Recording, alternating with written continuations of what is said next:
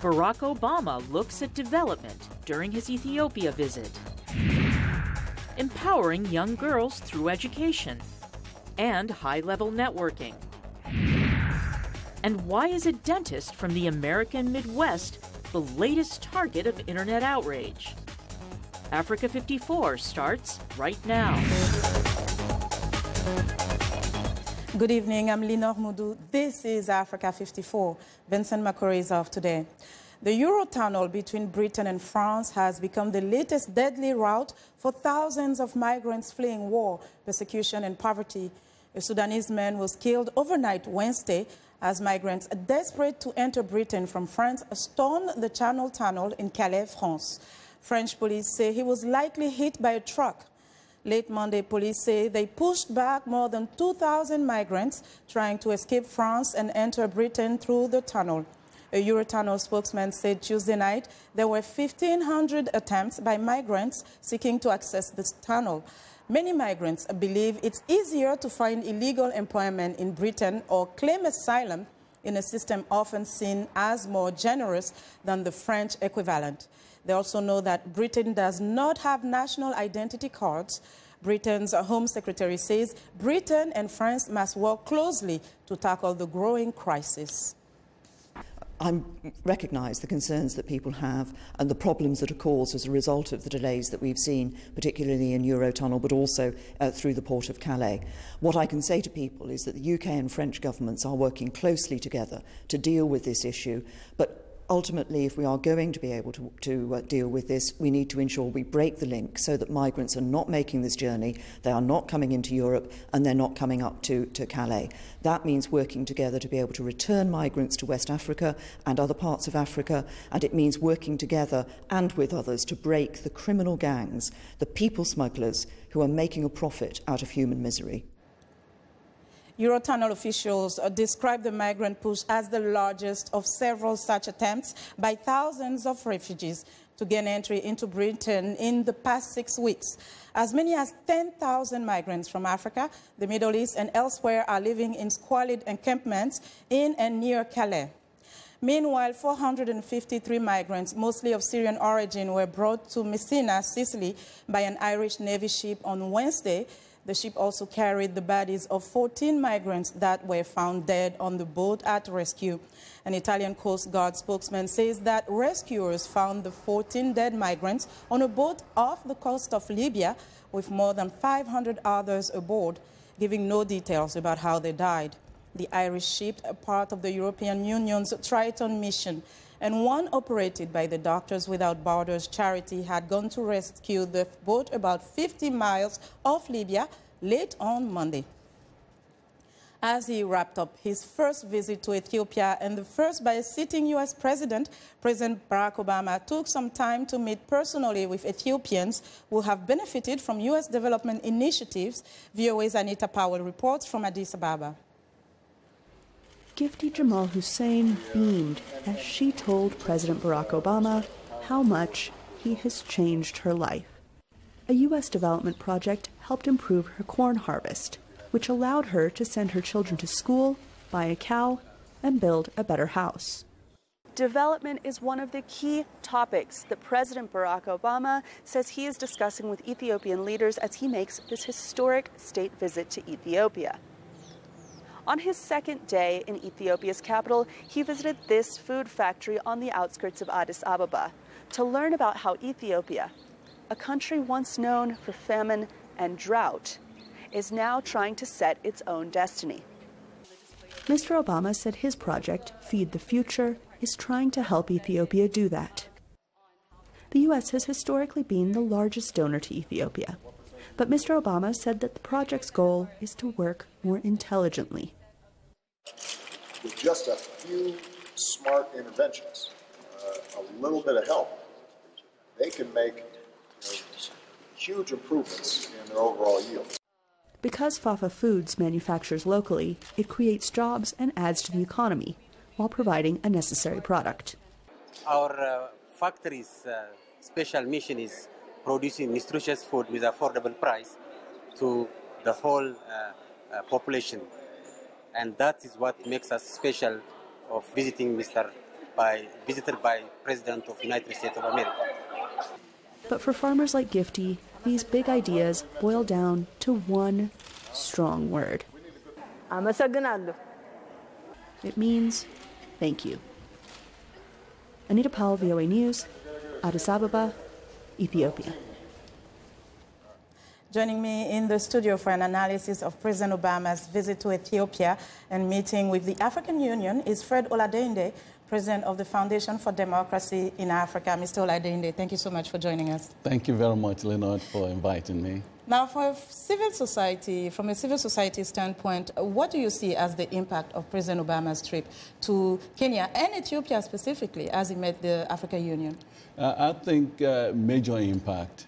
Some of us are very delighted that the president chose the Entrepreneurship Forum as his focal point in terms of the visit in Kenya, even though he's back to his father's homeland, yes, and to be able to share his success with the people of Kenya. But definitely, I think what we've seen from his speeches is a focus on women empowerment, his focus on micro, small business development. The issues of corruption came up in several of his speeches.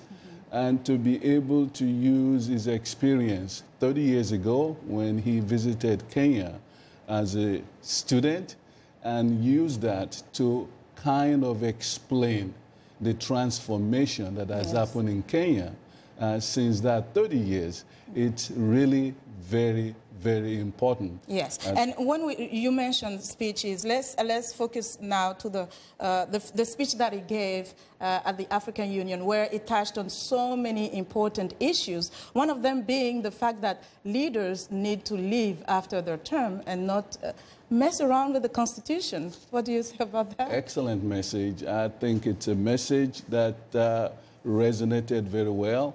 And I am also delighted to be here with you, Leonard, because as you know, in 2002, you and I shared the stage when the OAU, transitioning into the African Union, came to Washington. Yes. And it was about explaining, it was an outreach effort. And we've seen since 2002 the OAU become an institution, one that could host the President of the United States. It's a major accomplishment. Major accomplishment. But let's talk about the AU and the role that it's playing. So many people are critical of that institution. And President Obama, when he was in Ghana a few years ago, said Africa needs a strong institution. How does the African Union, how do you, measure the African Union as a strong institution? Is it doing a good job, or is there more room for improvement? It's always room for improvement, but it's clearly, I think the African Union has claimed a space that was clearly open in terms of peace and security, in terms of working on elections, in terms of addressing issues of economic development. There's still more to be done. Obviously, there's a lot of us in civil society that would want to see a more rapid institutional capacity. Absolutely. But we have to be very careful. You and I just talked about the AU only being 13 years. We were here when AU was born. Yes. You and I were on the stage. But the OAU was there before. OAU was there, but it again is a transformation. So OAU realized that it has to take a different approach. The AU took that position, fill the void. So when you look at then what is being done, you talk about taking a different approach. What has changed so much besides the name from the OAU to the AU? When you look at the type of impact it's doing on the ground, looking at bringing even the continent together.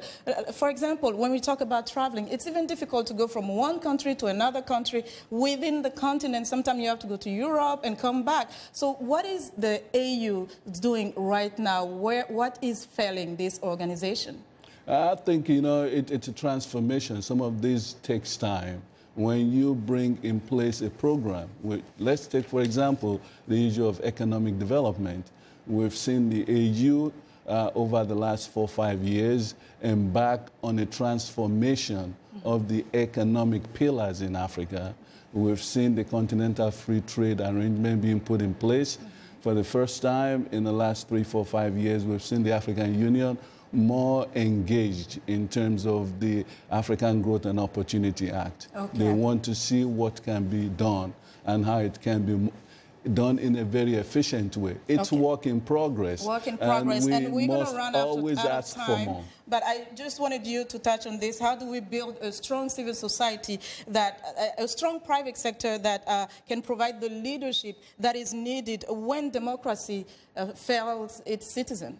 I think, honestly, if there's anything that I'm taking from President Obama's visit as the first U.S. president to Ethiopia, the first U.S. president to Kenya, is that he has an important role after his life as President of the United States in helping that transformation.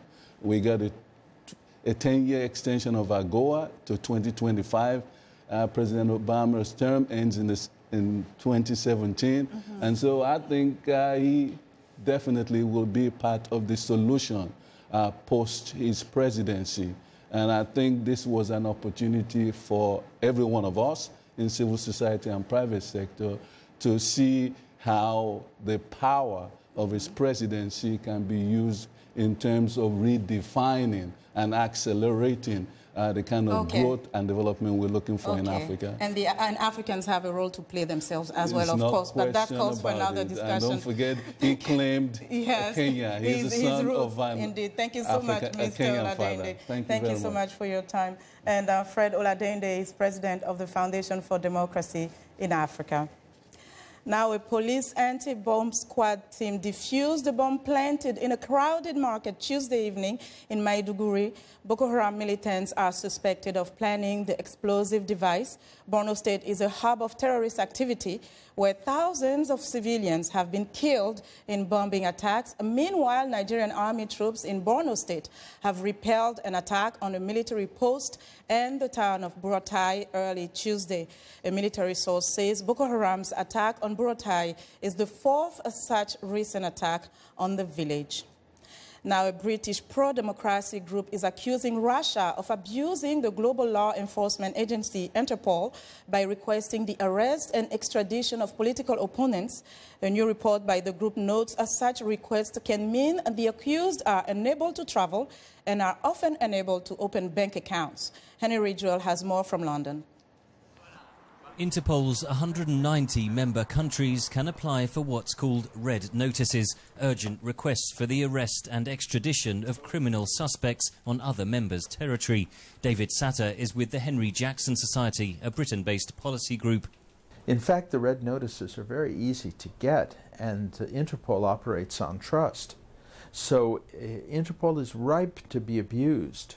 Moscow is accused of repeatedly abusing the system by requesting red notices against political opponents. There are many people in Russia who are unfairly charged. They're charged for political reasons. Russia is habitually taking these false charges to Interpol and making it difficult, if not impossible, for these people to travel. Russia maintains the accused have charges to answer for and insists they would face a fair trial. Among those who have been subjected to red notice requests by Russia is Bill Browder, chief executive of Hermitage Capital. Browder's lawyer, Sergei Magnitsky, was murdered in prison in 2009 after being jailed for his efforts to investigate state corruption. Moscow charged Browder with fraud and requested a red notice for his arrest, which was turned down. They're trying to do things like have me extradited back to Russia, set Interpol after me, and various other types of administrative actions. But if they saw an opening where they could do it and not get caught, they would kill me in a heartbeat. In October last year, a Bulgarian court ruled against a red notice requesting the extradition of Kremlin political opponent Nikolai Kobliakov, also on fraud charges. It was, for me, a sort of example of justice européenne, so sort of justice of real European principles. Interpol highlights its independent monitoring body, the Commission for the Control of Interpol's Files, which is designed to avoid potential abuse. Again, David Satter. But it doesn't work very well, and it doesn't work in all cases. And if countries like Russia are going to continually abuse the institutions of Interpol, then those institutions should not be available to them. Interpol declined to be interviewed, but issued a statement rejecting claims that it is open to abuse, saying that it is up to each country to decide what legal value to give red notices within their borders. Henry Ridgewell for VOA News, London. We want to know what you think about Africa 54 and the stories we cover. Join the conversation on Facebook. The address is Africa54, and check out our headlines 24/7 on voaafrica.com. Coming up, celebrating girls around the world through empowerment. Stay with us.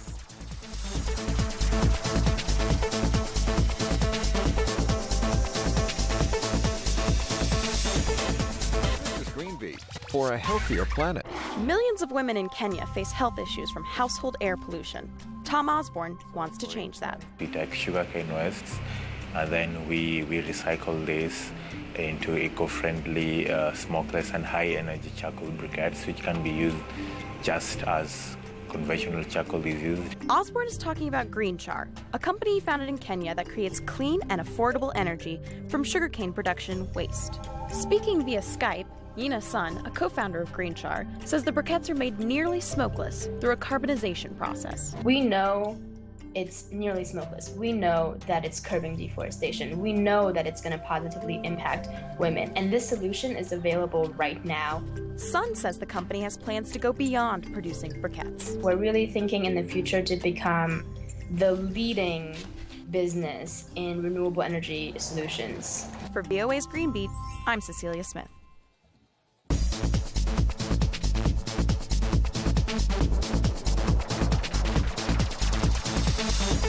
Now, statistics show that girls reinvest 90% of their income into their family and communities, compared to only 30 to 40% for boys. But in many developing countries, young women often have little or no access to education. U.S. First Lady Michelle Obama recently highlighted the need for more advocacy on behalf of over 60 million girls worldwide who have no access to education. VOA's Jackson Vunganyi has more. This month, over 200 young women leaders and activists from around the world were in Washington, D.C. at the annual Girl Up Summit. During the summit, they received leadership training, networking, and workshops. The young women activists also met with leaders, including members of the U.S. Congress. One of the highlights of their three-day summit was meeting with the U.S. First Lady Michelle Obama. Mrs. Obama, an outspoken advocate on girls' issues, spoke about the millions of young girls around the world who have no access to education. Right now, there are more than 62 million girls who are not in school, and many of them simply can't afford tuition. Because unlike here in America, in many countries, parents have to pay to send their kids to school. And sometimes the nearest school might be miles away, and it's simply not safe for girls to walk to and from each day. Child marriage persists in many developing countries. In fact, experts put the figure to 15 million girls each year married off as children. That is usually fueled by poverty, social and cultural traditions grounded in gender inequality. And in some communities, girls are forced to get married and have children at a very young age, sometimes before they're even teenagers. So they never have a chance to finish their education. The young women representing over 11 countries shared knowledge and experience on how to get their voices heard on critical issues affecting their lives. Too many girls in developing countries are still denied the fundamental right to education. Melissa Hillenbrunner, director of the Girl Up campaign at the United Nations Foundation, says the summit was also about the empowerment of girls in developing countries. All girls need an education to have a better future.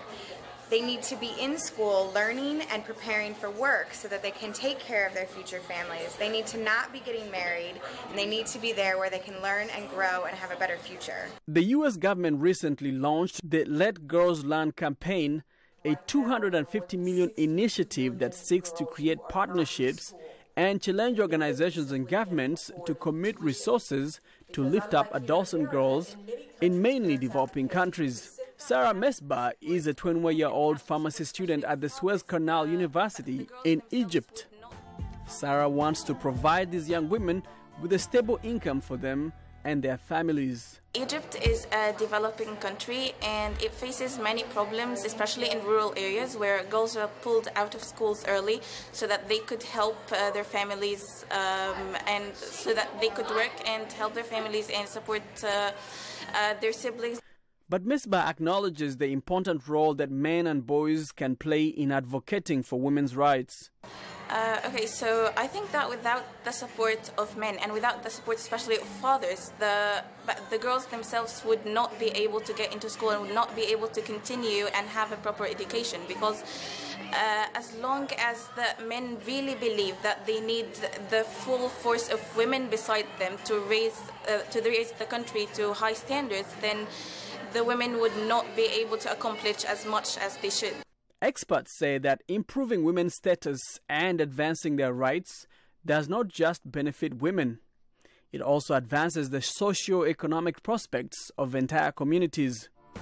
So as the young women at the Girl Up Summit learned, ensuring access to education, among other fundamental rights, should be a priority to all governments. For Voice of America, I'm Jackson Vunganyi. It's time now for a short break. Still to come on Africa 54. How an American dentist became Zimbabwe's enemy number one. We'll be right back.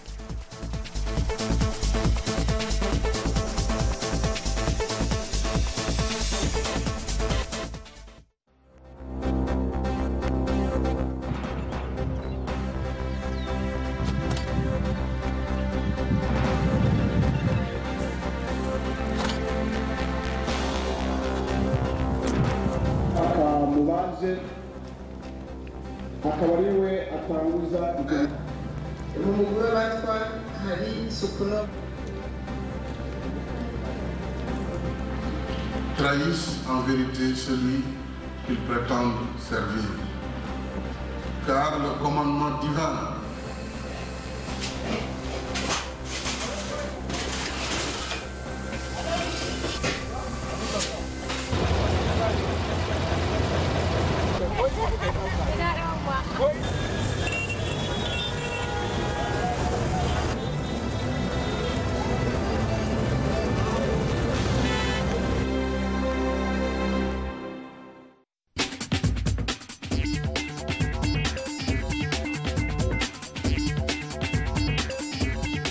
Welcome back to Africa 54. Here is what is trending today. The entire internet is outraged over the killing of this lion.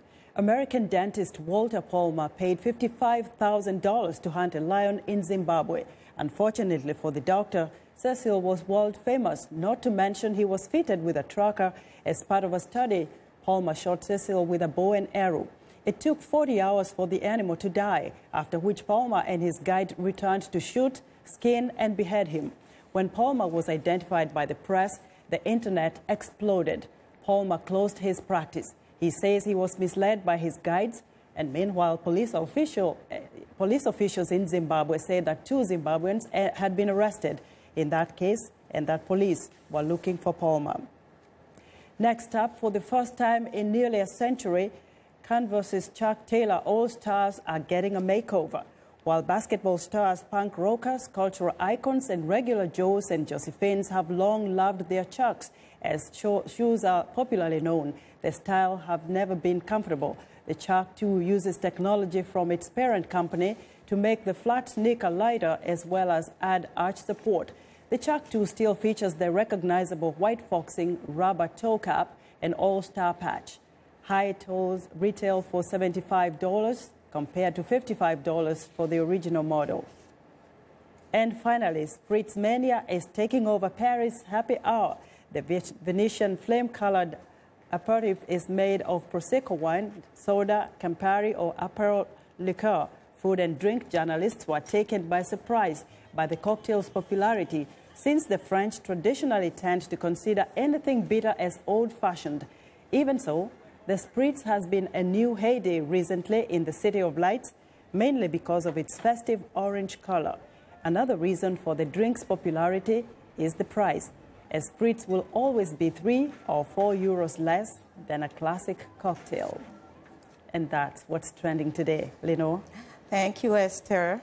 Well, athletes from around the world are competing this week in Los Angeles at the Special Olympics World Games.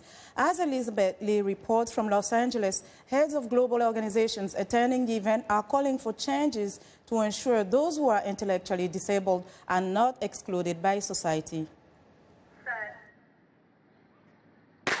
For many athletes, participating in a Special Olympics event helps them feel accepted and included. Lots of people, they don't easily accept people with intellectual disability, and most of the people, they always tease you, so it's very hard. From Botswana, where Brightfield Shadi lives, to the United States, people with intellectual disabilities share similar experiences. Do I feel discriminated against because of the color of my skin? I would say yes, a little. But my real discrimination still to this day because of being a person with intellectual disability. I own my own home. I go to the bank and the lady looks at me and says, "Oh, you can't handle this." I said, "Well, obviously I can if you give me a chance and you listen to me." Heads of global organizations met to discuss the problem. All of the exclusion of children that we're seeing and of people living with disabilities is very costly. And if we turn it around and start including them, we will see not only healthier societies and healthier citizens living with disabilities, but societies that are growing economically and prospering as well. Timothy Shriver is chairman of Special Olympics. Hopefully at the level of the African Union, at the level of the global development banks, at the level of business leaders, sports stars, ministers. To promote inclusive education, to promote inclusive childcare, to promote inclusive sport. With global and governmental support, officials say negative attitudes can be changed. At the level of the families and the communities, one has to deal with ignorance, with shame, with stigma, with discrimination, and how to turn that to hope, to care, and support. These Special Olympics athletes also serve as inspirational role models who can change negative views. These athletes are out there going out to be their best through sport, and they'll take what they learned on that playing ground, if they are able to, back to their country and be stronger, better people. And show that they can contribute and enrich the lives of the people around them.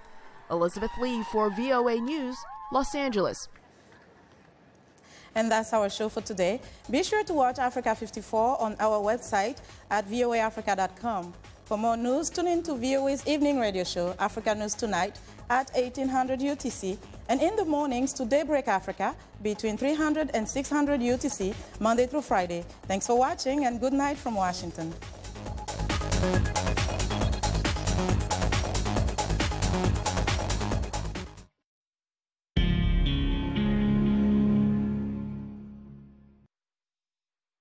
I am Sheikh Sali, host and senior editor of VOA's international call-in talk show, Straight Talk Africa. Today we'll examine the tobacco industry. We pretty much touch on anything that you can think of. Politics, health issues, human rights issues, you name it, we talk about it. The issues that we discuss are pertinent to most people on the African continent.